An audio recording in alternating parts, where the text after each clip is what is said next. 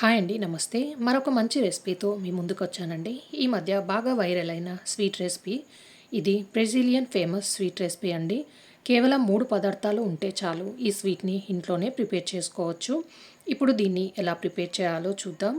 ముందుగా ఒక ప్యాన్‌లోకి ఒక కప్పు వరకి మిల్క్ మేడ్‌ని వేసుకొని, కొలతలతో చెప్పాలంటే ఇది 200 గ్రామ్స్ వరకు ఉంటుందండి. ఏ మోతాదులో అయితే మిల్క్ మేడ్ తీసుకున్నామో అదే మోతాదులో కొబ్బరి పొడిని కూడా వేసుకోవాలి.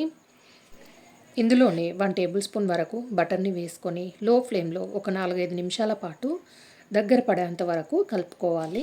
చూడండి, ఇది పూర్తిగా దగ్గర పడింది. దీన్ని బౌల్లోకి వేసుకొని ఒక అరగంట పాటు పక్కనుంచుకోవాలి.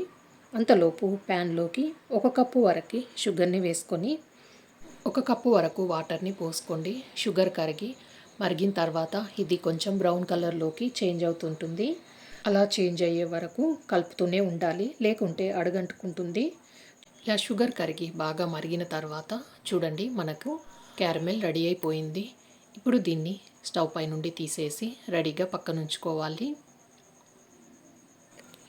ముందుగా పక్కనుంచుకున్న మిల్క్ మేడ్ కోకోనట్ మిక్స్ని చిన్న బాల్ సైజులో లాగా వీడియోలో చూపించిన విధంగా చేసుకొని పెట్టుకోవాలి.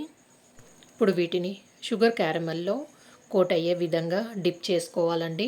ప్యాన్ని కొంచెం ఇలా ఒక పక్కకు పెడితే క్యారమెల్ మొత్తం ఒక దగ్గరికే వస్తుందండి. అప్పుడు మనకి ఈ బాల్స్ని డిప్ చేయడానికి ఈజీగా ఉంటుంది.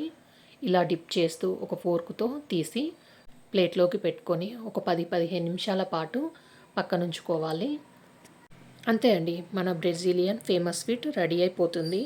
ఇలా పిల్లలకు చేసి పెడితే వాళ్ళు ఎంతో ఇష్టంగా తింటారు. మీరు ఇలా ఒకసారి తప్పకుండా ట్రై చేయండి. ట్రై చేశాక మీకు ఎలా కుదిరిందో కింద కామెంట్ చేయండి. ఈ వీడియో నచ్చితే లైక్ చేయండి, షేర్ చేయండి, సబ్స్క్రైబ్ చేయండి.